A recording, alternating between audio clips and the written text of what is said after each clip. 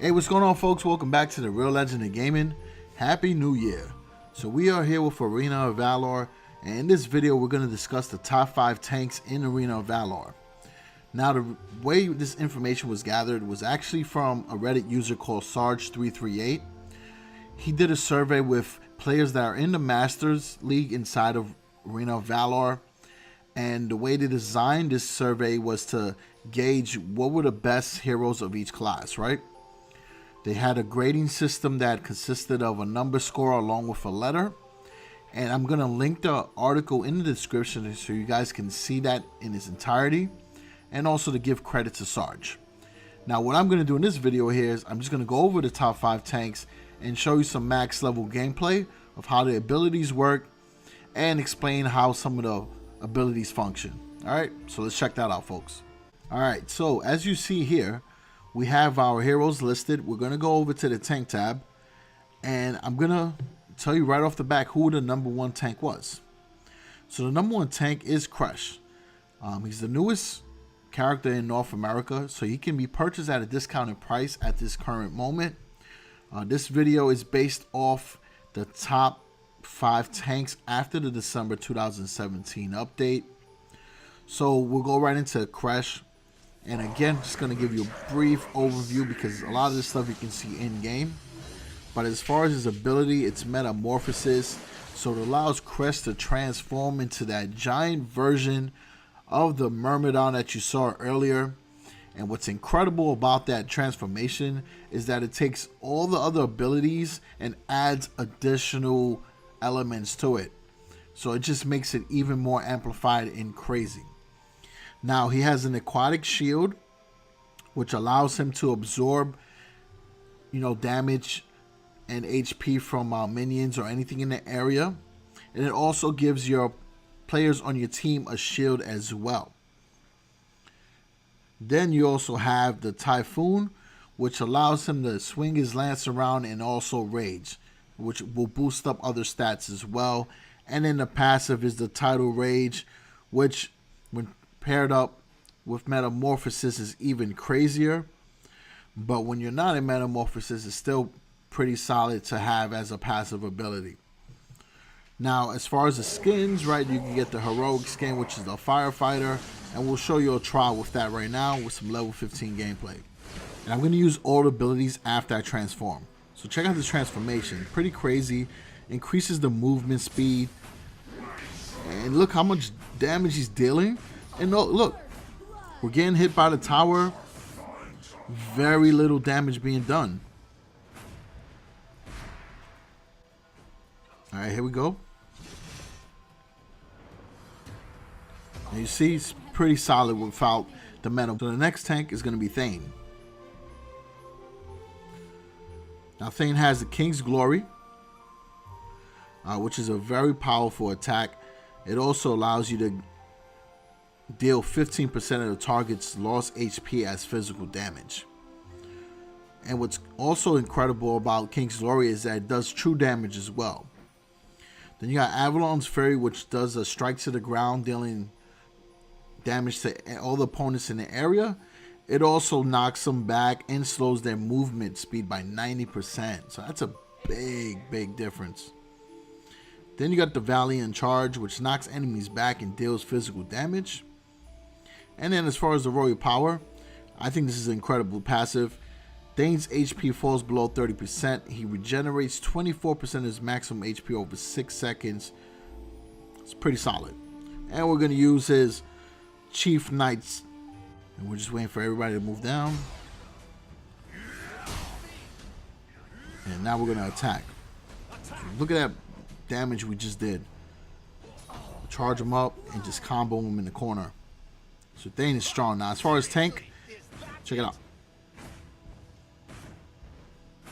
So imagine your team stacked up behind him. It's pretty good. And look, you see the HP's regenerating? Come on. I think that's real incredible for passive skill. And he's still in the game. He's still able to attack. Look, he still can knock the opponent back out again. Alright, so he ran away, but closer enough, we would have been able to take him out. Alright, so the third tank will be Mina.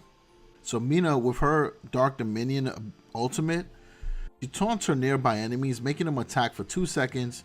Damage dealt by taunted enemies is reduced by 50%. Now, she also has a lot of control moves, and she can really stop a push. She also has the Death Scythe, which pulls enemies with her scythe, allowing her to deal physical damage and slow down their movement speed by 50% for 2 seconds. Then she has the Whirling Scythe, which swings her scythe in an arc, dealing physical damage as well. And then her passive is Sweet Revenge. So when taking damage, Mina has a chance to counterattack, dealing some physical damage as well. Alright, so then we got Fatal Scythe as her skin. And we're going to do a hero trial. Alright, so now we're going to go with Mina. And we're going to show you exactly how she functions.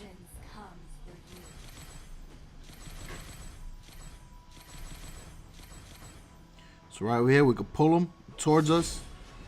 Activate our ultimate. And we'll chase. There you go. So even with chasing, she's still inside the circle getting hit with no problem. So she is a really good tank. And again, with her ability, she's able to control the flow of the match and deal out a decent amount of damage. Alright, the next tank is going to be Grak.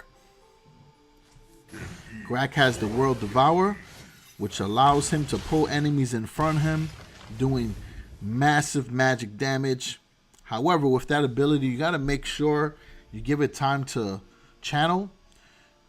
If it doesn't fully channel, then you're not going to be able to use the ability.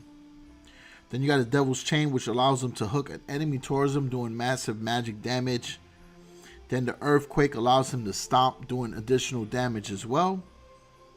And also affects the movement speed. And then you have the Blood Ritual, which is a passive, allowing Grak to receive damage equal to more than 10% his current HP in a single blow. Will allow him to trigger an explosion, dealing magic damage. And after death, he also emits an explosion, doing more additional damage as well. We're going to use the Captain's skin. And we'll show you the max gameplay, right? Just like we did with the other ones. Alright, here goes Stain. Right there. Bang. Pull him in. Now we build up our cooldown. Massive. He's just absorbing. He's got a shield. Now, as far as tank, let's see how he is. Not too bad, right? Now, the last tank is going to be Gildor. He has the Indulgence ability, which allows him to summon golden shards. And with those golden shards, you can deal massive magic damage. Then you got Extravagant, which also allows him to stun the enemy and deal magic damage. Then you have Siege, which charges forward, dealing physical damage. And then the passive ability is Midas Touch, which every fourth normal attack knocks back targets and deals magic damage as well. And also provides a shield with a short duration. And then we're going to use the Rogue skin, which is the Biker. Alright, so here we go with Gildor. So we're just waiting. Now his ability also has a cooldown like Grak. So let's do that right now. Let's build it up. Charging in. And hit him with a blast. All while getting damage from the tower. Alright, so we missed that blast right there. Charge him in again. And we're going to destroy it right there. And still have HP left over. So Gildor is pretty solid. And folks, I didn't mention also, he is a mage. So he has that option to be able to attack from a distance, which I think is a great blend of two incredible classes. Right there with the blast. Charge him in. And now we'll activate our ability. Alright, so folks, that's the end of the video. I do hope that you appreciate the content. Be sure to check out the full article. Again, I'm linking it in the description so you can show Sarge338 some support. If you do appreciate this content, then folks, hit that like button so that we can continue to do more Arena of Valor for you guys. and subscribe for future videos for this game along with Clash Royale. So as always, appreciate the support. I said it earlier, but Happy New Year. Alright, so peace out.